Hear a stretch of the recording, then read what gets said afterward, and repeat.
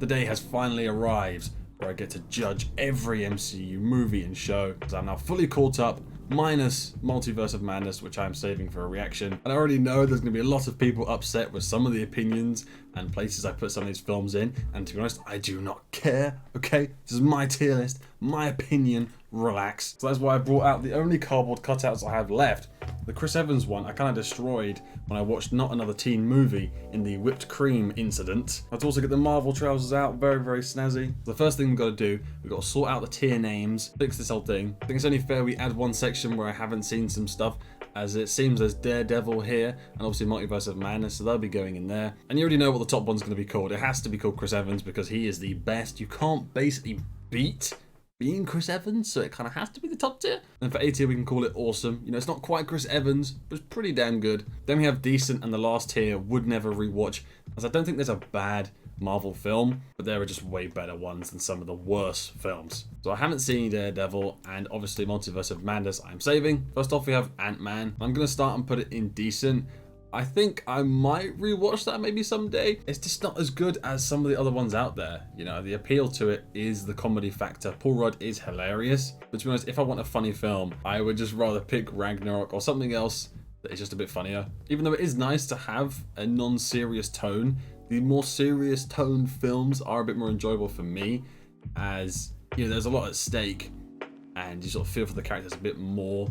I feel with Ant-Man, he's just that sort of comedy guy that's there. And as funny as Ant-Man is, he's arguably one of the most important characters because of the whole time travel stuff with the quantum realm that comes later with Endgame, which I never saw coming. And I'd be surprised if anyone saw that coming, unless that's a thing in the comics, because Jesus Christ, you'd never think that's even possible just because he can go small, punch like a bullet, and crack a few jokes about, what's it, Baskins and Robbins, whatever you call it. Baskin Robbins always finds out, bro. Now next we have Avengers Age of Ultron, which goes immediately to awesome for the Chris Evans log scene. And it should be really going in the Chris Evans tier, but the rest of the film, you know, it wasn't insanely good. It could have been a lot better. But yeah, that log scene kind of was a pivotal moment for the channel, I'm not going to lie. You can go back to before that film, and I was an innocent boy, and Chris Evans just, yeah. Ultron was probably one of the best parts of that film, and that's also the film where we get Vision. We also get introduced to Wanda here, who I think is probably the most powerful out of everyone. I mean, they're really nerfing her in the films, so who knows what's going to happen in Multiverse of Madness. I can see myself rewatching that in the future for some of the fight scenes are pretty cool, and the Ultron voice acting was definitely really good. You rise, only to fall. But I'm actually finding it quite hard to remember the details from all these films, because I watched them over many months, you know, quite a long period, and you tend to only really remember the more recent ones and the best ones. It's very hard now to remember that there are so many good parts of these other films. Next we have Captain Marvel, and it's probably got to be the first one that I would never rewatch. I mean, I just don't like the characters who start out that powerful most of the time. There was, I don't know, the script just didn't really feel that great. I didn't really feel for the character. I don't feel for the character still. I mean, she's kind of boring. I don't know why. When I remember that film now, the Skrulls had a bit more personality. That guy, Talos, I felt like he had more personality than her. And the best part of it was seeing Fury, how he lost his eye, and Jesus, it was a cat the whole time. Oh, technically it's not a cat, what was it called? Some sort of flurgle thing is what it's called. But that was a bit like, we saw him with both of his eyeballs, right, no eye patch. So like, oh my god, we might be getting it this film, and then just a little bit let down, I guess. And if she died in one of these films, it wouldn't really affect me. Next we have Captain America and the Winter Soldier. And this film was insanely good. Seriously, it has to go in the Chris Evans tier. Not just because he's in it, and it's called Chris Evans. Instant S tier. It's one of the only Marvel films, right? You show it to someone who hasn't seen Marvel and tell me they didn't enjoy it. They don't need to watch anything before, and they will love it. The soundtrack. Oh my god, the bloody scream sound. However they made that of Bucky. When he's running, Captain America, right? He's running, Bucky's above him, and you hear that just, whatever the hell that sound effect is.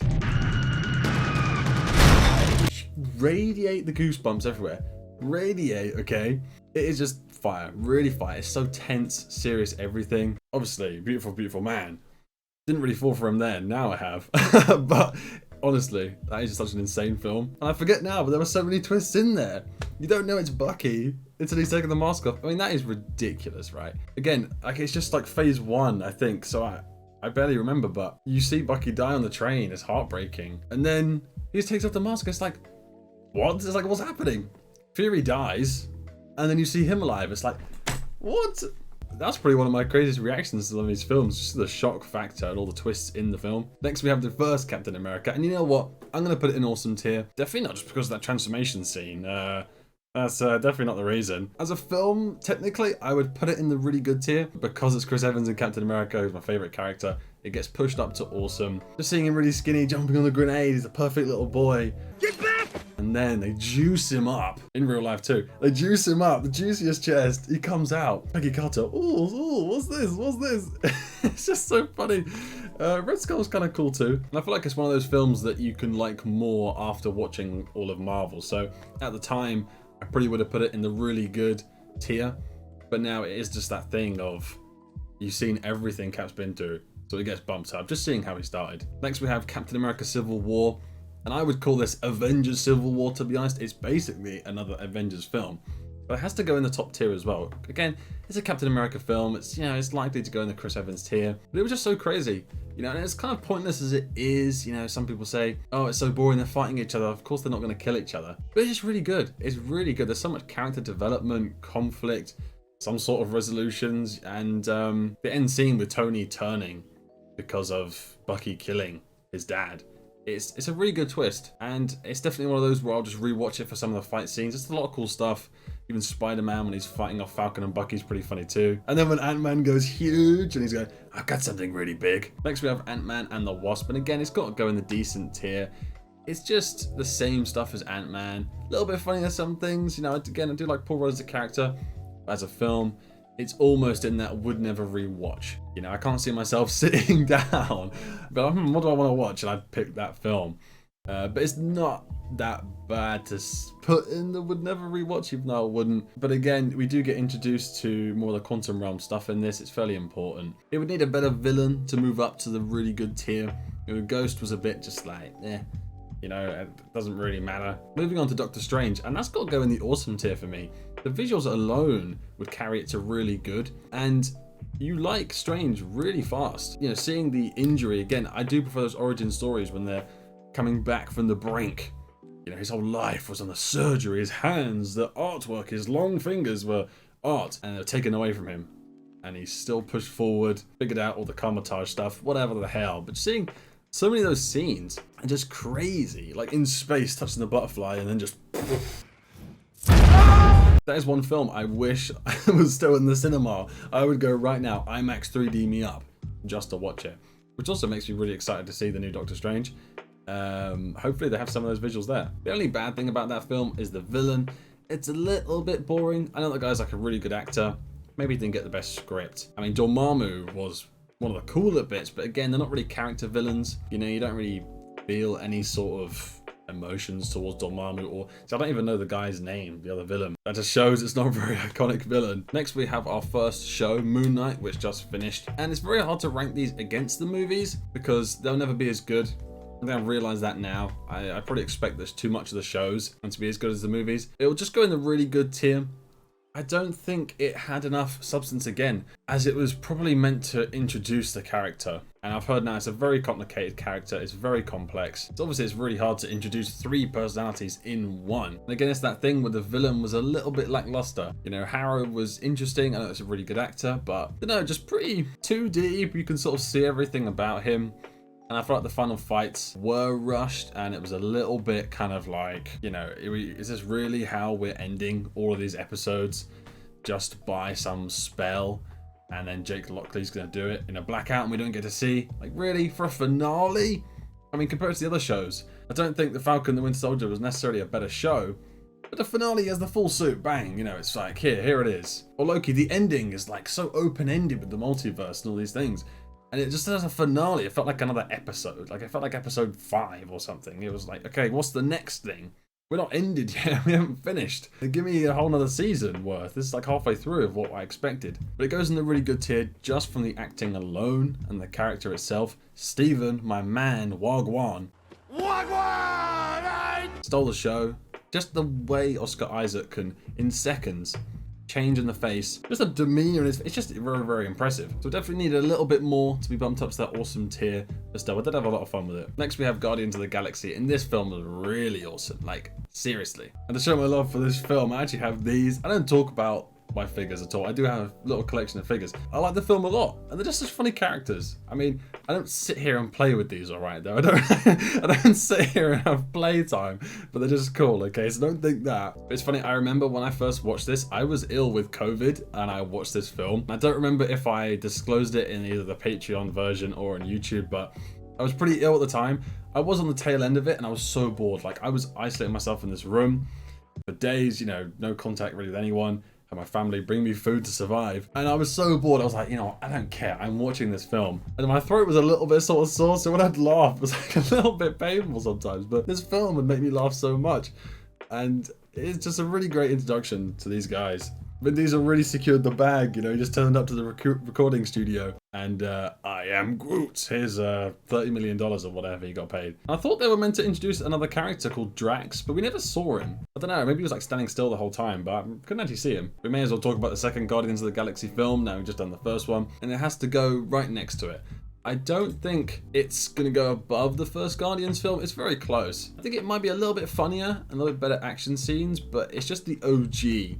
You know, the origin stories always seem to be a little bit better sometimes, and it's a bit more iconic. And the second one is just more of the same. As cool as the twist with Ego was, I mean, a Celestial, and seeing Star-Lord have his celestial powers, which he now doesn't have, he's just that half celestial genes. Kind of sad seeing him lose the power. He could have been insane. The opening scene was my favorite, just the vibes, the baby Groot vibes. I remember watching it and feeling so happy, seriously. And after the film, I went out and I was on such a high from the song and the film. I just felt so good. Now on to Far From Home. I'm actually going to put this in really good.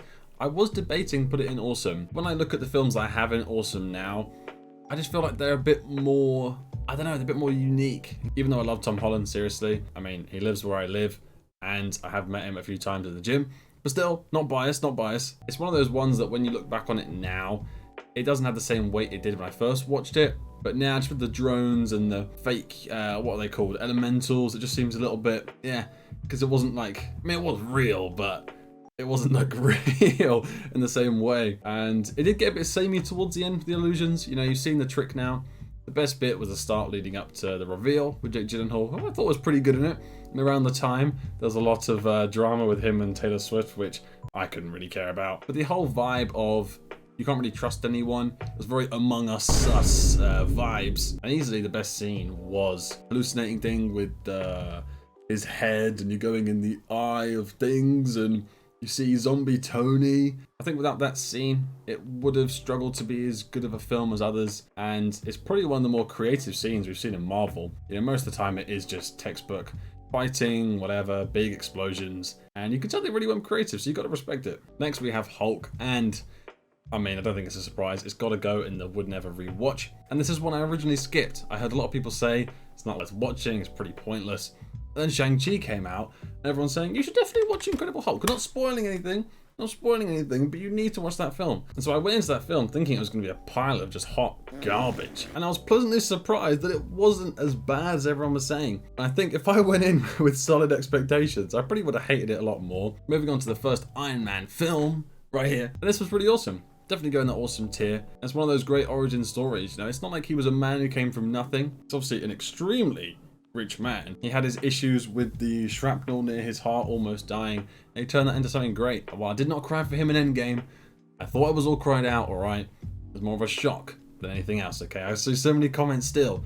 You didn't cry for Iron Man. You didn't cry for him. There's a great meme of just me like crying for everyone else and smiling for him, which I do love. And looking back, it's very cool to see that original suit, which is so basic in comparison to some of these crazy nanotech Endgame suits, which are just so advanced. Again, we may as well just talk about all the Iron Mans now, so I don't have to change shirts just yet. Onto Iron Man 2 now. I might put it in the decent tier. Well, actually, I don't think I'd ever rewatch this, to be honest. So I'm going to move it down to whatever rewatch, and it's just more of the same. I feel like that's the problem with the second and third Iron Man. I do like Mickey Rourke, but still, Whiplash, it was kind of cool, but it could never be an Avengers level threat. It's just, yeah, Iron Man 2. Iron Man 3 now, and I will put this into decent above the last one because of one man, and that man is Ben Kingsley Trevor Slattery. I'm an actor. Probably the best part of that for me. He cracked me up. Especially the scene when he's watching Liverpool and he's just cheering.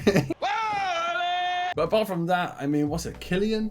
Yeah, you know, who cares? I mean, it's whatever. Onto Venom now. And even though it's, you know, Sony, Marvel, it's all connected now and the multiverse, etc. I'm going to put it in the upper end of decent just because I had a lot of fun with it. I don't think it's a very good film. Technically, it's just very funny. I do love Tom Hardy. He cracks me up. The relationship with him and Venom got a lot of jokes out of me. A lot of jokes, a lot of laughs out of me. But there's no depth to it. There's really no depth to it. It's just the comedy factor. To be honest, it's very cool seeing him fight right at the end, right with the huge axes just cutting everyone. But that's about it. The symbiote fights is the only reason I'd watch it. And again, we may as well talk about the sequel to that. Let There Be Carnage. And it's got to go at the bottom of decent. The coolest bit was Carnage by far. The animations. The character himself, it's okay. But him on the top of that church, let there be carnage. That really insane goosebumps. That was like, Jesus, best bit. Let there be carnage. If it didn't have that moment, it would never rewatch. But yeah, at least it was a short film. You know, they didn't put us through a 2.5 hours of just crap. It was just an hour and a half. One of the shortest Marvel films, I think. Moving on to Black Panther now, and I'll put this one on the lower end of really good. I think what was lacking with this was the final fight, okay? The CGI in that scene, it felt a lot like, was it X1 or X2? There's like Wolverine doing this thing on the Statue of Liberty, which is an old film. And now it feels very similar to that when he's like swinging around this pole and the CGI is just all over the place. I mean, it doesn't look great. It did have a lot going for it, especially with Killmonger, who's a pretty sick villain. He's pretty cool, you know, just walking into the museum. I'm feeling it. You know, he grabs the mask and he's running around. Obviously, you got Martin Freeman and Mr. Gollum, who was his name, Claw. He cracks me up a lot. It's going to stay in the really good tier, and I think it just needs maybe just some bigger fight scenes, some cooler effects. It had some really cool gadgets, but there wasn't any crazy scenes that I remember that stand out. Like Far From Home with that crazy scene with all the, you know, hallucinating and stuff. That was like a standout scene, and when I think of Black Panther now, I can't think of an equivalent. The only thing that comes out is the one of those, which was a cringe.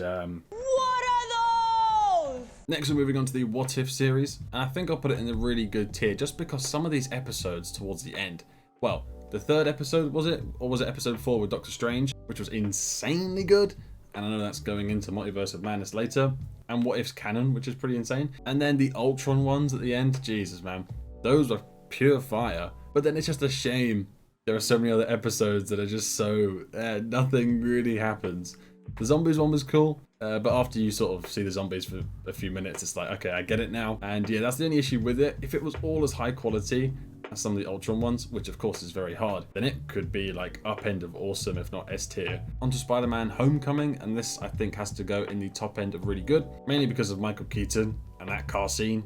Jesus. I was about to wet myself from how scared I was, let alone Spider-Man in that scene. An extremely strong acting performance, very terrifying, and it had that serious tone. But again, I would compare it to being the polar opposite of one of the Ant-Man films. I just prefer them. That's what I like. Just, you really felt for him. In the car scene, it's terrifying.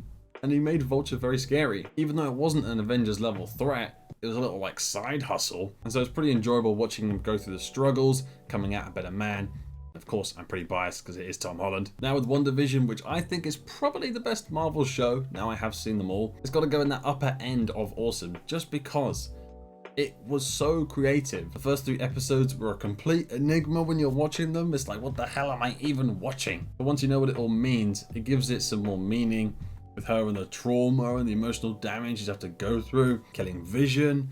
And now she's basically had to kill her own kids that weren't really real. And you really get a glimpse of how powerful she is. I know Scarlet Witch in the comics is just like insane. Just all the creative stuff with the sound scenes and you see them with the mics on talking to the camera. I definitely had more fun in some of the other shows, but it's the best made and the best one with the sort of repercussions it's going to have leading down the line, showing us how strong Wanda is, things like that. Now, one of the big ones, Avengers Infinity War. And it shouldn't be a surprise where I'm going to place this. Immediately at the top of the current rankings, Thanos himself. One of the most insane villains. Just how fleshed out he is, the acting, the CGI, he's basically real. And then you get all of the Avengers coming together and losing. It's so good to see characters lose. This is why I love Game of Thrones, you see. people dying, people getting destroyed. It's not always good to just think they're going to win every fight. They always do in the end, typically, the good guys, the superheroes. But it's nice seeing them lose. Like, Thanos is insane. He shouldn't lose this many Infinity Stones. And he didn't. Thor almost got him. And there are so many good scenes. I could talk about this for hours. Thor arriving in Wakanda. Jesus. Chills everywhere. The music. Oh, you're screwed now, Hulk, from the terrible CGI helmet. But still. And a Cap with a beard. Him with the little shield, just like, eyes up, walking around, just get like chills thinking about it now. And by the end, you are just left in despair. And I can't imagine watching this one in the cinema. It would have been like, just like, what happened? No one would expect it. Moving on to the first original Avengers now. And I feel like it's going to go in the top end of awesome. You know, it's not Chris Evans S tier. Again, it's more iconic now looking back to the Dream OG, where it's all simple, at least more simple than it is now. It obviously has the most iconic shot in Marvel history, I think, when they're spinning around them. You get Cap back where he doesn't look that great with that outfit and that thing on his head, just hiding his lovely hair. But there is some joy in the simplicity. It's a couple of superheroes fighting Loki. It's very enjoyable. A lot of cool fight scenes, and it represents just that time of when all the characters were a lot less fleshed out. It's just crazy to see how far they've come now, and that's proof of really good character development. When I think of the characters in there, what Cap was like, what Iron Man was like, you know, Hulk, Thor, whoever. It's almost like a good marker to see how far they've jumped. Another show now with Falcon and the Winter Soldier, and I'll put it at the upper end of decent, just because he's watching me behind my back. I can't put it in would never rewatch. The villains were pretty boring. I wasn't that fussed about it. Best bit, their relationship, Bucky and Sam. And John Walker was pretty good, actually, you know. With the shield, that was a really cool episode, with the blood covering it. But I'm not too interested in all the politics and this Marvel stuff. I just want to see some cool scenes, really cool suit-ups. Got a nice little suit at the end. I'll never really call Falcon Captain America, though, because I know he is, but he's still Falcon to me, all right? You can't replace the OG in my eyes. Moving on to another show now with Loki. And I felt like this is kind of on par with Moon Knight and What If. It's very hard to choose if I prefer it or not. But the multiverse stuff is always so cool to watch. You're just so interested in all the variants. I mean, this did introduce all the variants. I mean, it's probably one of the most important shows. I'll happily watch my man Tom Hiddleston all day. Such a strong actor, very funny, well, his knives, and just seeing him getting captured at the start. You're so interested. What the hell is going on? Like, Tone Variant Police, whatever they're called, the TVA. The penny person who I thought was a coin, but turns out was a clock or something like that. And then episode 4 with the, what are they called? The thingy men, the creatures, they weren't creatures, they were robots. Timekeepers, and they weren't real, they were just a robot made by Kang or something, probably. Then Wow Man gets zapped, sent back. And seeing all the variants of Lokis and the Croc Loki, Kid Loki, and the best thing that's come out of it is probably Kang, and I really hope we see him soon in Ant-Man Quantumania. Shang-Chi now, and I'll probably put this one in really good. Again, because it had Trevor Slattery, it definitely bumps it up. It's just that old school fighting. Long cuts, real stuff, not cutting this kind of half-assed stunts. It's real, and you can really feel how real it is. I mean, the bus scene was one of the best bits. Don't think I've seen enough of him, you know, his flaws as a character and things he has to overcome. The dad kind of had a stronger character. When I think back, he's the most iconic part. How strong of an actor, how scary he is in his presence. It's very similar to Michael Keaton's Vulture. And at the end, the big battle, even though I did find it quite fun, it's just another one of those insane CGI scenes. And the monsters are pretty cool. But again, the end villains and monsters, they need personality. It's just that thing of him getting strong enough, using all the rings, setting up for later. Right now I've run out of different shirts I can even wear for these different films, so I'm just going to put this on. But moving on to the original Spider-Man trilogy, which again, I did not watch growing up. I watched this a few months ago. And I'm going to put them in really good just because it's old school Marvel. It's not the same anymore. I think I'd put it lower if they weren't in No Way Home. It gives them some purpose. It gives them some meaning of these films if you want to go back and watch them again. It's not just for the funny factor or the fun factor of the films. They are in the MCU now. I think the second one is the best one of them all. I did watch the extended version, which I think is a bit worse. A lot of scenes were dragged out and extended cut. But everyone thinks that's one of the best superhero films of all time. And again, I can't really relate to that. Not growing up and watching them, just watching them now. That was pretty good, but I wouldn't say best superhero movie of all time. And I did actually enjoy the third one a lot, which I think most people don't like at all. But I really enjoyed it. You know, the end scenes, all the villains coming together, that's pretty good. And the first one just behind, but to be honest, all three of these films are kind of the same in my mind. I watch them pretty close together every week. They are just kind of like one big film. And I was enjoying the sort of cringe factor. Just him being a bit of an idiot, Tobey Maguire's Spider-Man, and all the cringy conversations with MJ. But the best bit was, my back, my back. Now on to Andrew Garfield's Spider-Man films. And I'm going to put the first one in the really good tier. I think that was a solid film. But the second one, even though we did get the Gwen death, which was crazy, I'm going to put that in the upper end of decent just because they didn't make Electro that good. Especially now we've seen the potential of Electro in No Way Home. That film just isn't as good. But I personally find Andrew Garfield's Spider-Man better. I think it's a better performance. He gives a nice little spin. And he definitely has the best relationship out of all Spider-Man films. Him and Gwen Stacy is by far the best. Just the chemistry. I mean, Emma Stone, come on. With him, they were together looking at each other in the eyes. Felt real. Then when it was taken away from her, it's just terrible. But what it needed was some really good villains.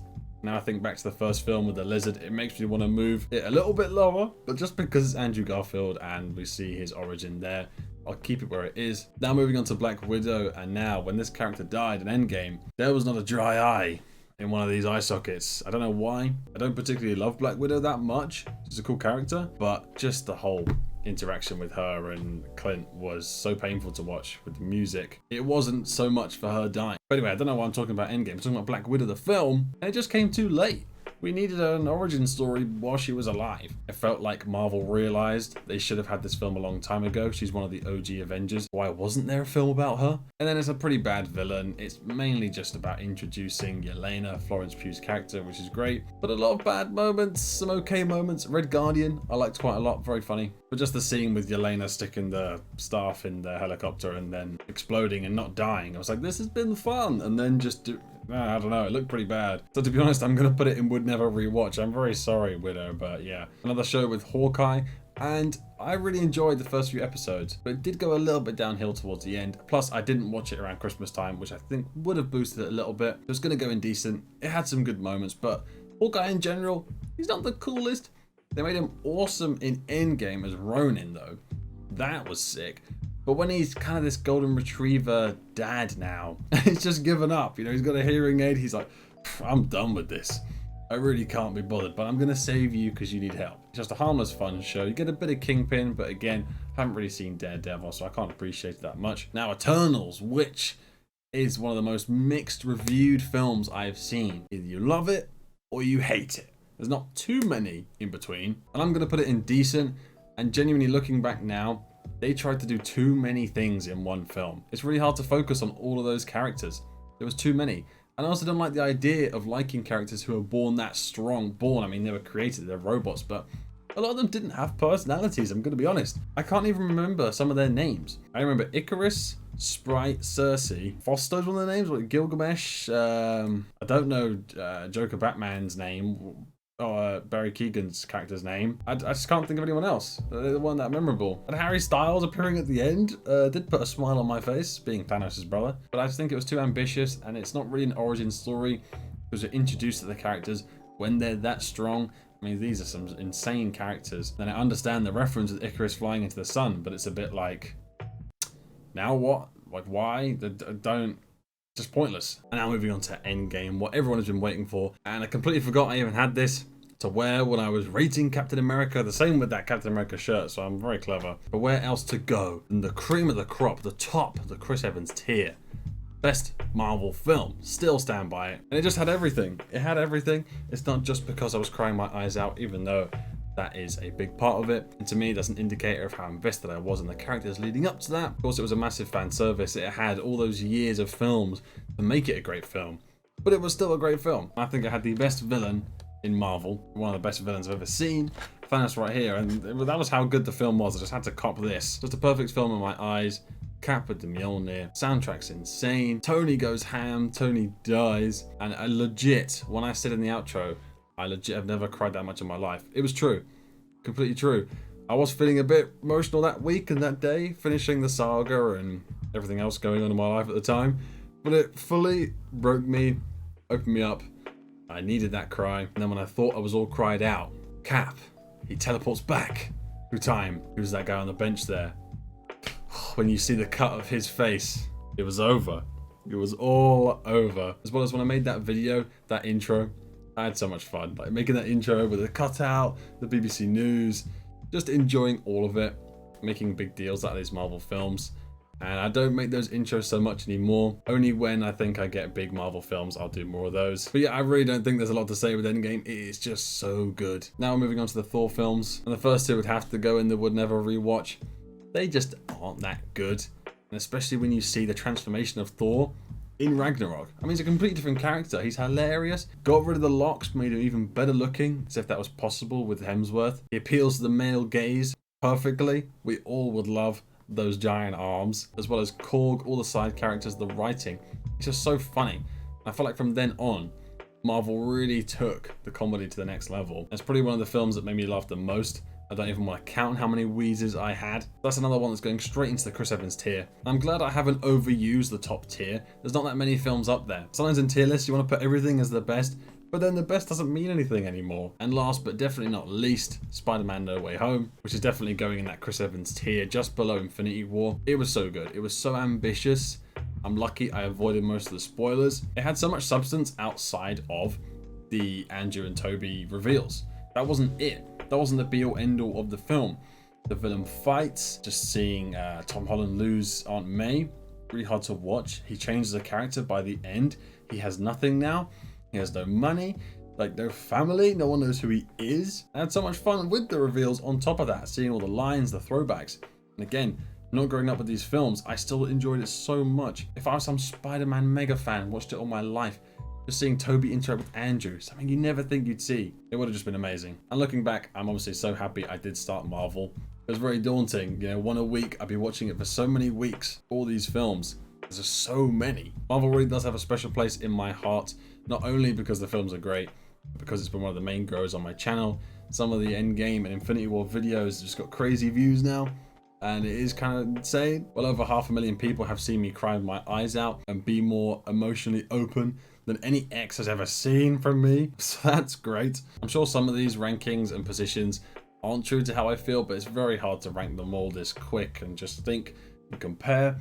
If I watched them all like in the span of a week, I could probably make a better tier list, but still, who cares? I would like to know though where you would rank all of the films. I mean, if you really want to comment them all out, go for it. But if you don't agree with some of my opinions, tell me where you would put some of these films, as I would love to hear what you thought and where your tier list would line up with mine. As well as I'm sure this has maybe sparked a few of you to want to binge my Marvel videos again. Hey, go for it. You want to go through the emotional trauma I did, be my guest. So if you guys did enjoy this video, be sure to drop a like and subscribe for more. And I'm so hyped for when Multiverse of Madness comes to digital. That is going to be dropping here. Thank you guys for watching, and I will see you on the next one.